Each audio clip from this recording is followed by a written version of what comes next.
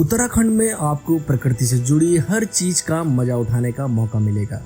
बर्फ से घिरी पहाड़ियों से लेकर कठिन रास्ते और बहती नदियां, उत्तराखंड में आपको ये सब कुछ मिलेगा।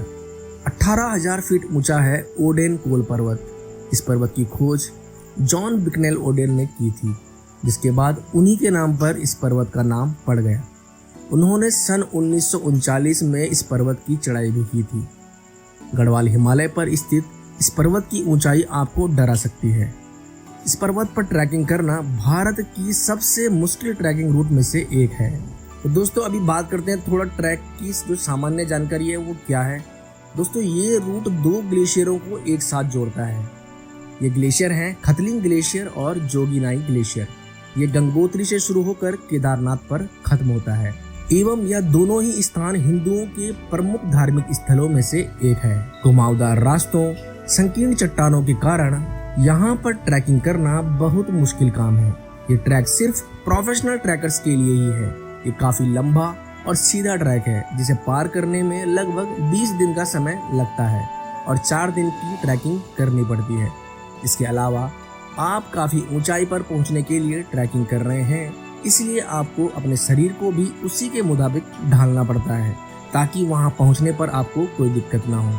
दोस्तों हालांकि अल्पाइन की ढलानों के बीच से गुजरते हुए आपको गढ़वाल हिमालय के खूबसूरत नज़ारे भी देखने को मिलते हैं, जिन्हें आप अपनी पूरी जिंदगी भर याद रखेंगे। तो चलिए बात करते हैं ट्रैक करने का जो सबसे अच्छा समय होता है वो कब होता है। दोस्तों ओडेन कोल ट्रैक पर जाने का सबसे सही समय गर्मी में मई से लेकर जून तक का होता है और मानसून के बाद सितंबर से अक्टूबर के मध्य तक आप यहां आ सकते हैं। गर्मी में यहाँ का मौसम बहुत सुहावना रहता है और मानसून के बाद तो आपको यहाँ पर एक अलग ही दुनिया नजर आती है। बर्फ से ढकी पहाड़ियों पर काफी ठंड भी पड़ती है। दोस्तों यात्रा के पहले 2 दिन दिल्ली से गंगोत्री जाने में ही गुजर जाते हैं। अगर आप यात्रा के दौरान थकान महसूस कर रहे हैं तो आप गंगोत्री पहुंचकर कुछ समय आराम कर सकते हैं। यहाँ पर आप खुद को ट्रैकिंग के लिए तैयार भी कर सकते हैं। बाकी के 2 दिन भी यात्रा में ही गुजरते हैं जब आप वापस ऋषिकेश से दिल्ली के लिए लौटते हैं। तो चलिए दोस्तों ले चलता हूँ मैं आप लोगों को अपने शब्दों के साथ इस ट्रैक की ओर। दोस्तों ट्रैकिंग के चौथे दिन खुद को तैयार करने के बाद गंगोत्री से नाला बेस कैंप तक जाने की तैयारी होती है। गंगोत्री नेशनल पार्क से होकर आपका रास्ता गुजरता है और इस बीच रोडोडेंड्रोन के पेड़ देखने को मिलते हैं। रुद्रगायरा नदी तक पहुंचने में आपको 5 से 6 घंटे का समय लगता है और इसी के साथ चौथे दिन की ट्रैकिंग भी पूरी हो जाती है। दोस्तों 5वें दिन आप रुद्रगायरा कैंप से 7 से 8 घंटे के लिए ट्रैकिंग शुरू करते हैं। एक रिज से शुरुआत करते हुए नदी से गुजरते हुए चढ़ाई पर जाकर रुद्रगायरा और जोगिन चोटी का खूबसूरत नज़ारा देखने को मिलता है। रात को कैंप लगाते समय आप इस नज़ारे का मजा ले सकते हैं। ट्रैक के छठे दिन आपको 14,270 फीट की ऊंचाई तक पहुंचने के लिए खुद को तैयार करना पड़ता है। कैंप के आसपास घूमकर इस जगह को बेहतर तरीके से समझना पड़ता है, क्योंकि 8वें दिन से ट्रैकिंग और भी ज़्यादा मुश्किल होने वाली होती है।